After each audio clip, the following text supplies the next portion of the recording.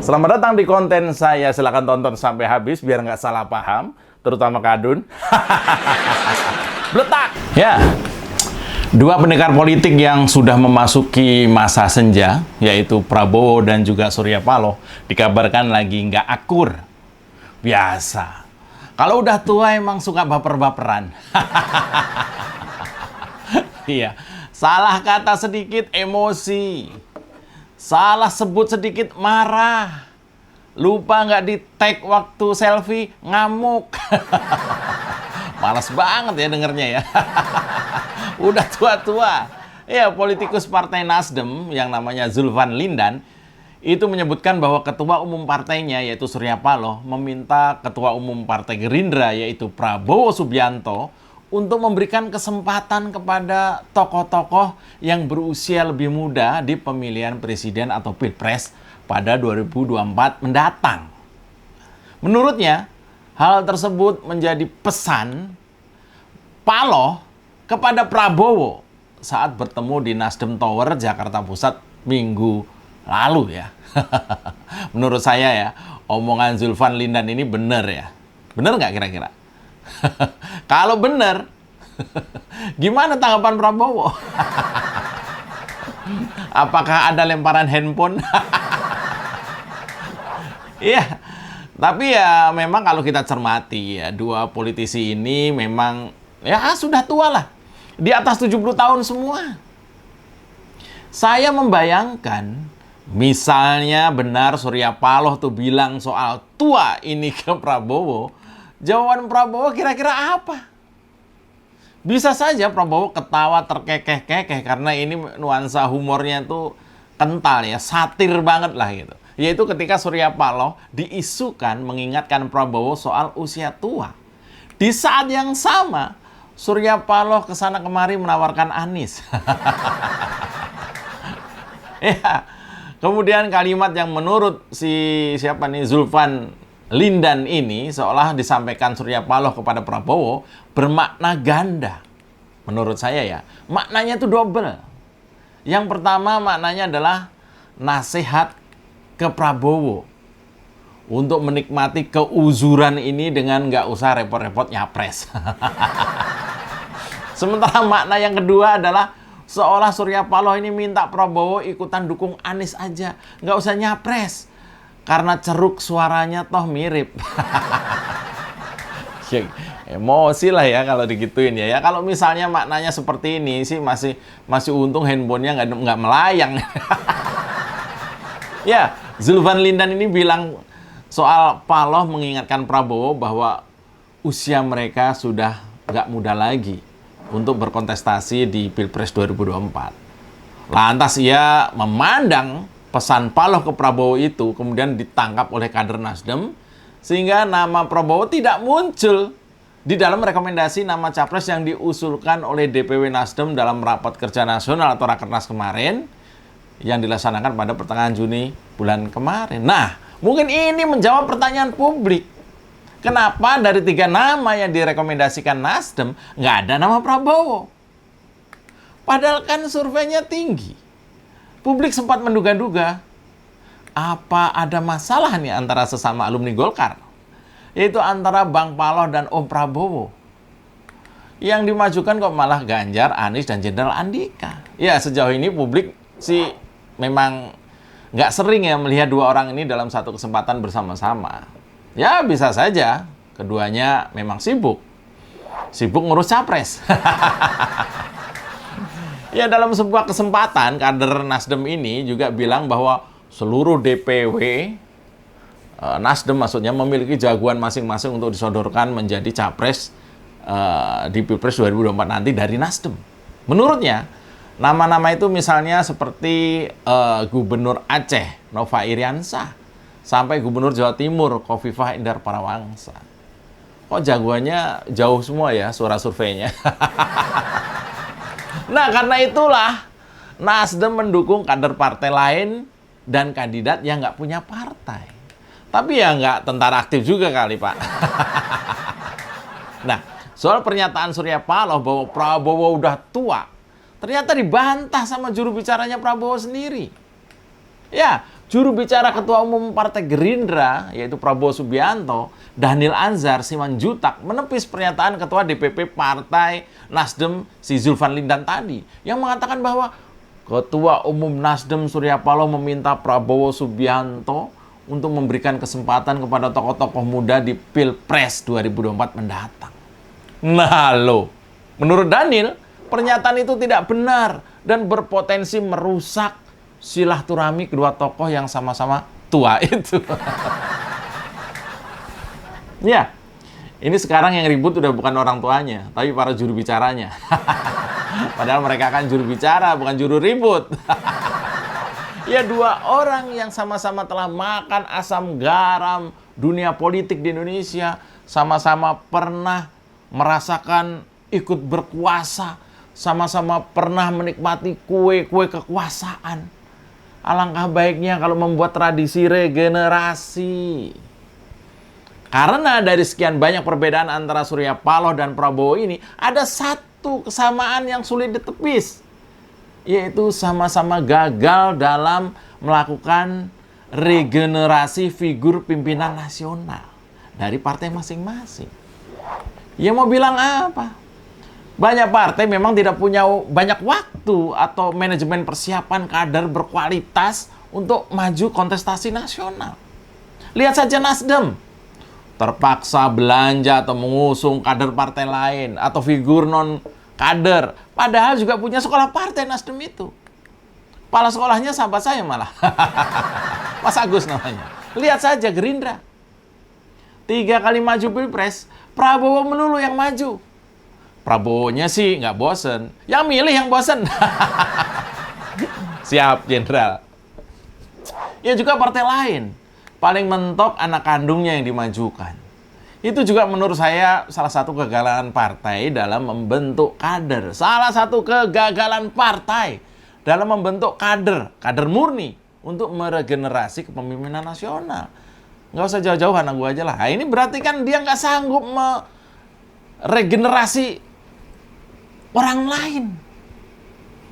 Malah memajukan darah daging sendiri. Belum tentu juga. Belum tentu juga bagusnya sama, maksud saya gitu. Nah, dari sini saya menduga kalau memang ada kalimat Surya Paloh kepada Prabowo bahwa sebaiknya ngalah dan kasih kesempatan yang muda, saya meyakini Prabowo akan menjawab, kalau bukan saya yang maju, lantas siapa?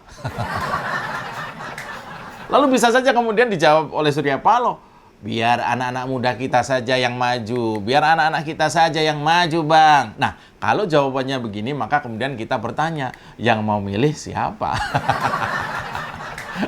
Iya, selamat datang di Oposisi 69 FM bersama saya, Mas Jopray. Tarik Bambang, sedikit disenggol lapor polisi, padahal doyan nyenggol tanpa basa-basi. Orang ngebanyol, kok disomasi. Oh sial, semua salah Jokowi. Oh no, ini negara gua. Oposisi gak ada otaknya. Bangsat!